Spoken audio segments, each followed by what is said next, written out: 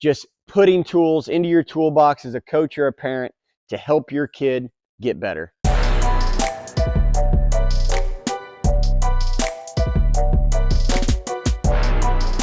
Coach Clay here. Today, I want to show you a drill that I've done with hundreds of players over the years, especially some of the younger ones that are just getting started. And really the simple name for this drill is T behind the tee.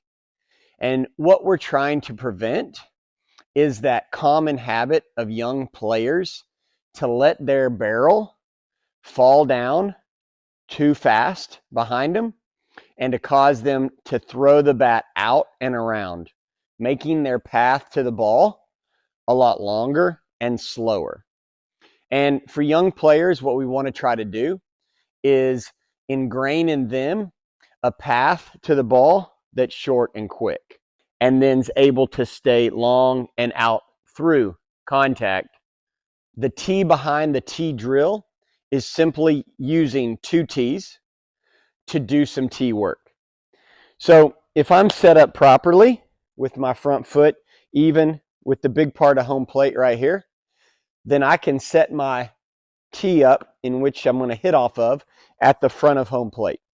I'm going to take a second tee and I'm going to put it 18 inches or so behind my first tee.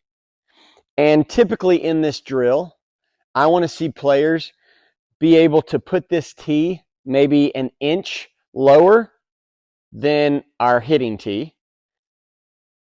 18 inches right there. Now, I'll set the ball up on that front tee. Here's how the swing should look on this drill. Not touching the back tee, producing a line drive. Here's a big league swing, the two tees drawn, and still able to produce a big home run to center without touching that back tee. You can do a few practice takes to remind yourself to keep that barrel up, because when the hands get to the body, the barrel is still above the hands. Now, the idea with this drill is to give players a physical reminder that I'm not going to get lazy, let my front side open up, let that barrel get behind me and drag, because the physics of it, the knob of the bat, if it is propelled forward, right, then just physics is going to make that barrel immediately go out, right? So if my bat's flat here, as I start to bring everything towards contact, then when that knob is aggressive, the bat gets thrown out and around. If I have the bat too far up, a lot of players don't have the strength when they bring that knob forward, that bat's going to drop down. So the sweet spot's going to be right in there, somewhere 45 degrees. Now, when I bring that knob, my barrel's going to fall right where it's supposed to. 18 inches. Why 18 inches? Well, we are not going to hit balls back here and keep them fair. You can go through thousands of videos, college, major leagues, whatever you get on TV, slow them down, right? You are never going to see a guy get a hit hitting a ball back here past their back hip, right? So the reason I can go 18 inches with this is because I know that as long as I come short to contact and I'm on my runway, right, the plane of the pitch, as long as I'm there back here 18 inches behind contact, I'm good, okay? And the idea is to get on it and then stay through it. If we're drop down here, swinging around, hitting that tee coming up, there's no way I'm going to stay on that ball longer than an inch or two past. So I want to make sure I don't clip that tee. With this drill, we are still trying to execute line drives that go halfway up the cage or higher.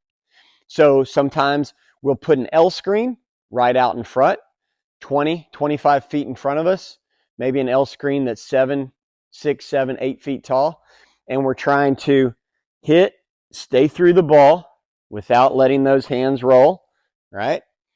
And we're trying to get that ball to take off right past the pitcher's ear, right over the pitcher's head.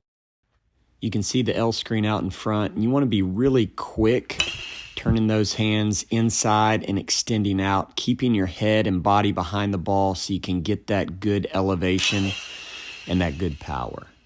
Any drill that we're trying to break bad habits or promote really good muscle memory, sometimes we will exaggerate that drill.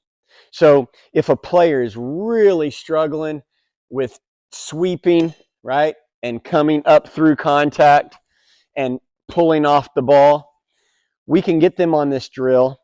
We can start it low if we have to let them have some success, especially younger guys. Bring it up to where standard is, about an inch below the ball, 18 inches behind contact. It's a great place to be.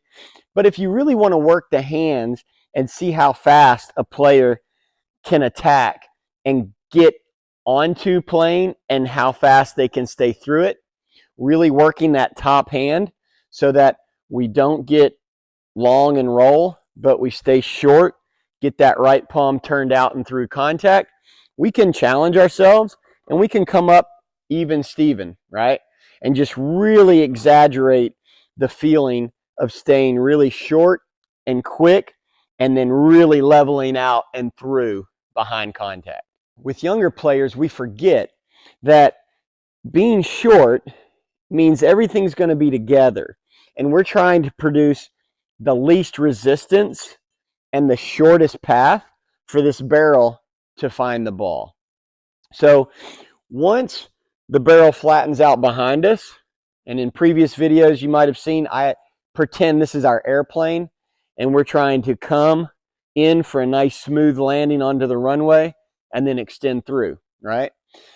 Once our airplane flattens out behind us, that's a lot of resistance around here, right? That's a lot of air, right, to get through. Almost, if you can imagine a paddle coming around through water, right? Now, what's the easier way to move through that water if this is my paddle? It's to slide right there before I have to meet resistance. So with younger hitters, the more we can get them connected, the more we can get their energy moving straight and quick to contact, the better. And the tee behind the tee drill can really be a nice physical reminder for younger players as they're starting out for them to see where their runway begins and then how far they can extend through contact to the end of that runway. If we put that tee behind the tee right where our runway begins, and then we can train our hands to come, get on that runway, level out, and take off very fast, very efficiently, and then maximize our power and consistency.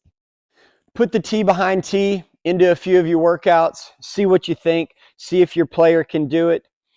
And what I found out recently is most of the people that are watching my videos aren't subscribed. So if you haven't already, hit that subscribe button, and hopefully we'll see you down the road with more tips, with more information, just putting tools into your toolbox as a coach or a parent to help your kid get better and get the most enjoyment out of this game.